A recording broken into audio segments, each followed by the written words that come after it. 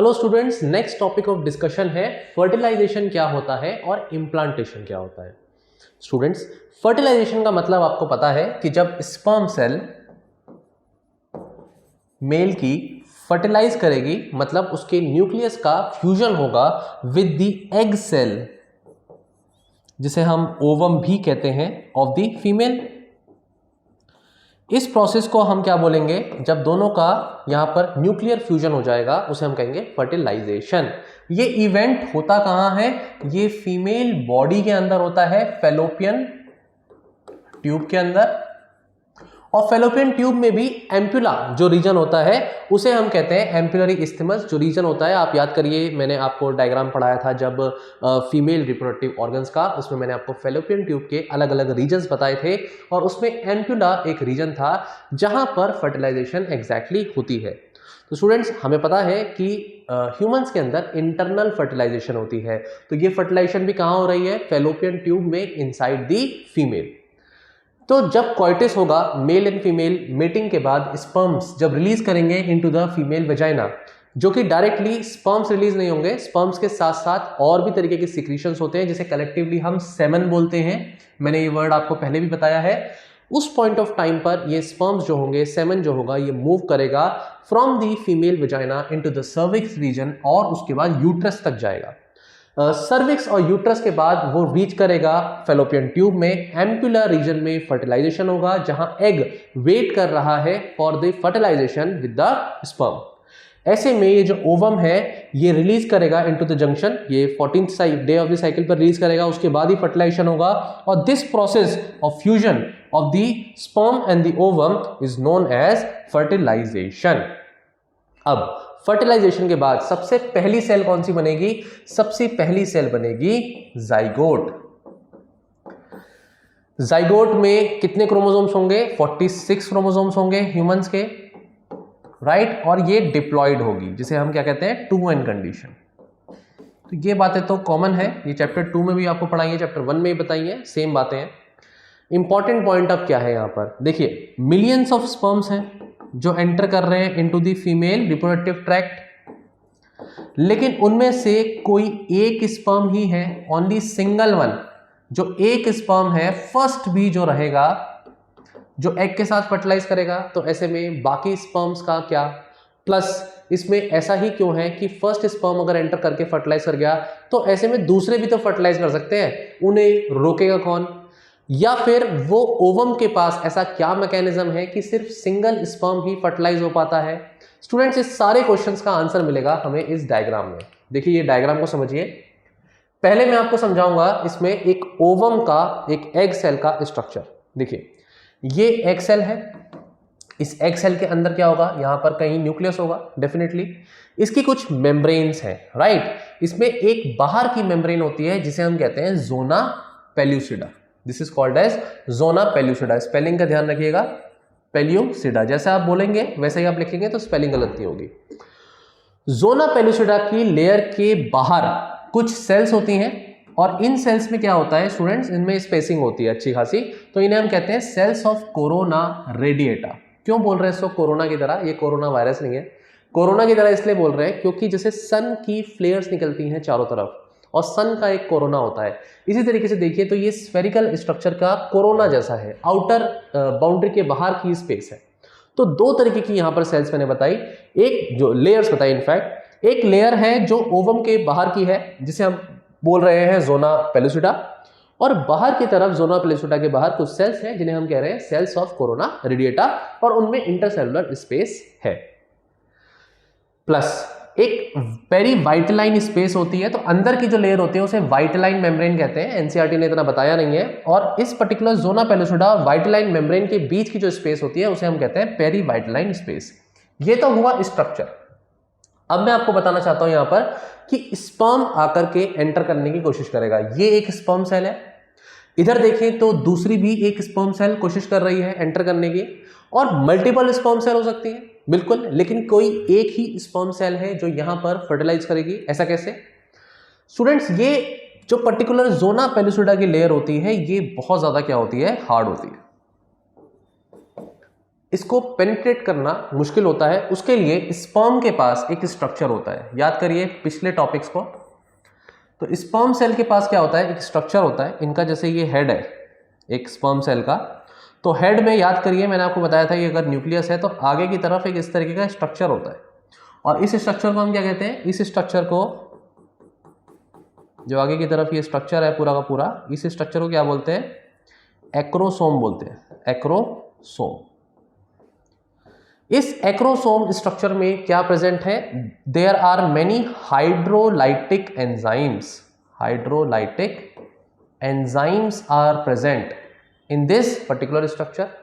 जब ये zona pellucida, ये कोरोना रेडिएटा की सेल्स को तो थोड़ा बहुत पेनिट्रेट कर लेता है स्पर्म्स, लेकिन ज़ोना पेलिसिडा की लेयर को पेनिट्रेट करने के लिए इसको एक्रोसोम के अंदर हाइड्रोलाइटिक एंजाइम्स की जरूरत पड़ती है। तो जब ये स्पर्म सेल आकर के अटैच करती है इस लेयर पर, तो ये एक्रोसोम क्या हो जाता है स्टूडेंट्स, बर्स्ट कर जाता है। और इसके बर्स्ट करने पर ये एंजाइम्स जितने भी होते हैं ये ज़ोना पेलिसिडा लेयर पर अटैक करते हैं। उस पर अटैक करने के बाद ये उसको पेनिट्रेट करते हैं, और फिर सिर्फ और सिर्फ, अगर मैं डायग्राम के साथ बताऊं आपको, तो अब जैसे ऐसे ये स्पर्म्स है, ये स्पर्म है, ठीक है, और ये लेयर है मान लीजिए, तो जब ये लेयर के अंदर जाएगा स्टूडेंट्स, तो ये सिर्फ और सिर्फ बर्स्ट करने के बाद ये एग सेल है, यहां पर इसका न्यूक्लियस है, और जब ये ज़ोना पेलिसिडा लेयर पर अटैच कर देगा एक्रोसोम और उसकी लेयर को पेनिट्रेट कर देगा, तो अंदर सिर्फ और सिर्फ न्यूक्लियस ही जाएगा, ये मेल न्यूक्लियस होगा। तो पूरी टेल पोर्शन का क्या हुआ, क्या ये भी पूरी की पूरी टेल पोर्शन एग के अंदर जाती है, बिल्कुल भी नहीं, सिर्फ और सिर्फ मेल न्यूक्लियस अंदर जाता है, और ये मेल न्यूक्लियस और फीमेल न्यूक्लियस का क्या हो जाएगा, फ्यूजन हो जाएगा, और फ्यूजन होने के बाद वही egg cell, ovum cell develop कर जाएगी इनटू जाइगोट। ठीक है स्टूडेंट्स, ये बात समझ में आई आपको। ऐसे में कुछ और भी चेंजेस हो रहे होंगे, क्यों, क्योंकि क्वेश्चन था कि दूसरे स्पर्म का क्या, मल्टीपल स्पर्म्स का क्या, जो बाकी स्पर्म्स भी कोशिश कर रहे हैं वो ज़ोना पेलिसिडा लेयर को पेनिट्रेट करने की। ऐसे में तो इसके पास भी तो एक्रोसोम है, ये भी यहां से पेनिट्रेट कर जाएगा, कोई दूसरा स्पर्म होगा वो भी यहां से पेनिट्रेट कर जाएगा, फिर वो क्यों नहीं कर पा रहे। इसका भी रीजन है स्टूडेंट्स। ऐसे में होता क्या है कि जब ये फर्स्ट स्पर्म सेल एंटर कर गई, इसके एंटर करते ही मान लीजिए ये ज़ोना पेलिसिडा की पूरी लेयर है, यहां से पहला फर्स्ट स्पर्म एंटर कर चुका, उसका न्यूक्लियस अंदर आ गया। अब ये जो ज़ोना पेलिसिडा की लेयर है,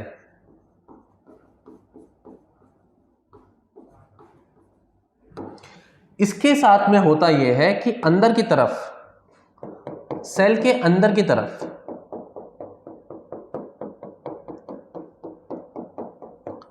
कुछ इस तरीके के कॉर्टिकल ग्रैन्यूल्स रिलीज होते हैं, कुछ कैल्शियम आयंस रिलीज होते हैं, और ये क्या काम करते हैं, ज़ोना पेलिसिडा की लेयर को बहुत ही ज्यादा हार्ड बना देते हैं, वेरी हार्ड टू पेनिट्रेट। इसकी वजह से क्या होता है, जो दूसरे स्पर्म्स हैं जो कोशिश कर रहे हैं ज़ोना पेलिसिडा की लेयर को पेनिट्रेट करने के लिए, वो पेनिट्रेट नहीं कर पाते, और जिसने फर्स्ट पेनिट्रेशन कर लिया है वही सक्सेसफुल हो पाता है, और बाकी स्पर्म्स फिर डिजेनरेट कर जाते हैं और ज़ोना पेलिसिडा की लेयर को पेनिट्रेट नहीं कर पाते। तो ये सब डिटेलिंग आपके एनसीईआरटी में नहीं है, लेकिन मैंने आपको थोड़ा बहुत बता दिया है। अब ये तो स्टेप हुआ फर्टिलाइजेशन का कि भाई फिर फ्यूजन हो गया, क्या बना, जाइगोट बन गया। देखिए ओवम है, और ओवम के बाद ये ओवम है, ओवम के बाद स्पर्म्स आए, फर्टिलाइजेशन हो गया, एक स्पर्म अंदर जा पाया, फ्यूजन हो गया, pronuclei of the sperm and the egg cell, यहां तक की बातें सही हैं, जाइगोट भी बन गया। तो यहां तक की कहानी तो आपको समझ में आ गई कि जाइगोट भी बन चुका है। इसके बाद क्या, इसके बाद जाइगोट की सेल डिवाइड करेगी, ये डिवाइड करेगी into 2 cell stage, into 4 cell stage and into 8 cell stage. ध्यान से देखिए, ये इस जगह पर अभी एग सेल है, यहां पर हम कह रहे हैं कि इस जगह जाइगोट डेवलप हुआ, तो फर्टिलाइजेशन हुआ इस फैलोपियन ट्यूब में। फैलोपियन ट्यूब से अब ये स्ट्रक्चर मूव कर रहा है किस तरफ, यूट्रस की तरफ, दिस इज यूट्रस, लेकिन मूव करते हुए ये कंटिन्यूअस सेलुलर डिवीजन में है। और ये कौन सा डिवीजन है? This is the mitosis division. Class 11th में आपने पढ़े हैं mitosis and meiosis division. Meiosis division gametes बनाने के लिए होते हैं और माइटोसिस जनरल इक्वेशनल डिवीजन होते हैं। तो ऐसे में 2 सेल, 4 सेल, 8 सेल, ऐसी स्टेज तक आते आते सेल्स का डिवीजन होगा और एक स्टेज बनेगी 16 सेल स्टेज, जिसे हम कहते हैं मोरुला। इसे हम क्या बोल रहे हैं? मोरुला। और मोरुला स्टेज पर क्या हो गया है? ये अब डेवलपमेंट ऑफ द डिवीजन जो है ये यूट्रस की तरफ आ चुका है, ये पूरा स्ट्रक्चर। जब ये डिवीजन होता है तो इसके लिए एक साइंटिफिक वर्ड यूज होता है, क्लीवेज। तो जब भी हम बोलते हैं क्लीवेज हुआ तो मतलब 1 से 2, 2 से 4, 4 से 8, इस तरीके से डिवीजन हो रहा है। 16 सेल स्टेज पर मोरुला स्टेज आई। तो जाइगोट जब बना, तो सीक्वेंस को समझिए, जाइगोट जब बना तो जाइगोट से क्या बना? Morula, 16 cell stage. मोरुला से जो अगली स्टेज है वो है ब्लास्टुला। ब्लास्टुला स्टूडेंट्स, इस स्टेज में क्या होता है? एक स्ट्रक्चर बनता है जिसे हम कहते हैं ब्लास्टोसिस्ट। अब ये ब्लास्टोसिस्ट क्या बन रहा है? ये यूट्रस के अंदर बन रहा है। और ये पूरा प्रोसेस कितने समय में होगा? ये भी तो क्वेश्चन है स्टूडेंट्स। ये with in 24 hours, with in 48 hours इस तरीके का डिवीजन होने लगता है। फर्टिलाइजेशन होने के विद इन 48 आवर्स ये सारी चीजें होने लगेंगी। तो स्टूडेंट्स ये ब्लास्टोसिस्ट का स्ट्रक्चर है। अब ये सेल इस तरह से डिवाइड नहीं हो रही है कि भाई ये 4 सेल हो गई या 8 सेल हो गई, नहीं। इसमें ब्लास्टोसिस्ट स्ट्रक्चर में, ब्लास्टुला स्टेज में होता क्या है कि सेल्स अब अलग अलग तरीके की शेप लेती हैं और 2 तरीके की सेल्स सामने आती हैं। एक सेल तो होती हैं जो आउटर बाउंड्री पर है, जो आपको बाउंड्री पर दिख रही है, और इन्हें हम कहते हैं ट्रोफोब्लास्ट सेल। क्या बोलते हैं? Trophoblast cell. ये इस तरह से थोड़ा इलोंगेटेड होती है, इनमें अंदर न्यूक्लियस है और एक मास ऑफ सेल अंदर इकट्ठा हो जाता है। ये कंटिन्यूअसली डिवाइडिंग होता है लेकिन एक तरफ इकट्ठा हो जाता है, और एक तरफ इकट्ठा होने की वजह से इसे हम क्या बोलते हैं? Inner cell mass, embryoblast. यही है इनर मास सेल्स जो एम्ब्रियो को डेवलप करने में रोल प्ले करेगी, मतलब इन्हीं सेल्स से एम्ब्रियो डेवलप करेगा। ये एंडोमेट्रियम की लाइनिंग है और धीरे धीरे ये पूरा का पूरा स्ट्रक्चर एंडोमेट्रियम की लाइनिंग, जो यूट्रस की लाइनिंग है, जो थिक लाइनिंग है, जहां प्रोजेस्टेरोन की वजह से ये लाइनिंग बहुत अच्छे से मेंटेन है, उस पर यहां पर ये पुश करेगा। स्टूडेंट्स, ये अंदर की तरफ जो कैविटी है, एक तरफ सेल्स एक तरफ चलेगी ना, तो अंदर की तरफ एक कैविटी जनरेट हो गई, उस कैविटी को बोलते हैं ब्लास्टोसील। ब्लास्टोसील, ठीक है। ये ब्लास्टोसील जो है ये कैविटी है अंदर की। बाहर की सेल्स इन्हें हम ट्रोफोब्लास्ट कह रहे हैं, और जो कैविटी बनी वो इसलिए बनी क्योंकि अंदर की कुछ सेल्स जो है एक तरफ चले गई, और वो एक तरफ जाने के बाद उन्हें हमने क्या बोला? Inner cell mass. तो ये पूरा स्ट्रक्चर किसका है? ब्लास्टोसिस्ट का है। ये पूरा स्ट्रक्चर किसका है? ब्लास्टोसिस्ट। ये कौन सी स्टेज में आ रहा है? ब्लास्टुला स्टेज में आ रहा है। और अब ये पूरा का पूरा स्ट्रक्चर जो है एंडोमेट्रियम की लाइनिंग के साथ क्या करेगा? अटैच। और जब ये स्टूडेंट्स अटैच करेगा तो इस प्रोसेस को क्या बोलेंगे? इस प्रोसेस को हम बोलेंगे इम्प्लांटेशन। इम्प्लांटेशन। तो इम्प्लांटेशन वर्ड का मतलब क्या है? Attachment of the endometrium lining और blastocyst to the endometrium lining is called as implantation. ठीक है, तो ये पूरा प्रोसेस है। इसके बाद डेवलपमेंट फर्दर होगा। ब्लास्टुला के बाद गैस्ट्रोला स्टेज आएगी and then development of the embryo and so on. और ये पूरे 9 मंथ के प्रोसेस के बाद पूरा एम्ब्रियो डेवलप कर जाएगा। तो आई होप आपको ये पूरा का पूरा पॉइंट समझ में आया। पहली बात तो फर्टिलाइजेशन का ये पॉइंट समझ में आया, जिसमें मैंने आपको सेल्स बताई, लेयर बताई जोना पेलुसिडा की, उसके बाद मैंने ये पूरा प्रोसेस समझाया एंड देन इम्प्लांटेशन अकर्स, तो ये दिखाई दिया मैंने। और फिर उसके हम क्या बोलेंगे? Female is pregnant in that case. ठीक है, तो अब इसी चीज को हम यहाँ पर थ्योरेटिकल पॉइंट ऑफ व्यू से समझ लेते हैं एक बार। सेम चीजें हैं, बस मैं आपको ये सारी चीजें यहाँ लिखी हुई हैं बता देता हूँ एक बार कि फर्टिलाइजेशन के टाइम पे क्या होगा, स्पर्म अपने अंदर कुछ चेंजेस लाएगा, और वो चेंजेस किस तरीके के हैं कि वो जोना पेलुसिडा लेयर को क्या करे? ब्रेक करे। ऐसे में जब फर्टिलाइजेशन पूरा हो जाएगा तो फिर ब्लॉक करेगा entry of the other sperms, क्योंकि जोना पेलुसिडा के अंदर क्या हो चुका है, अब ये बहुत ज्यादा हार्ड हो चुकी है कॉर्टिकल ग्रेन्यूल्स की वजह से।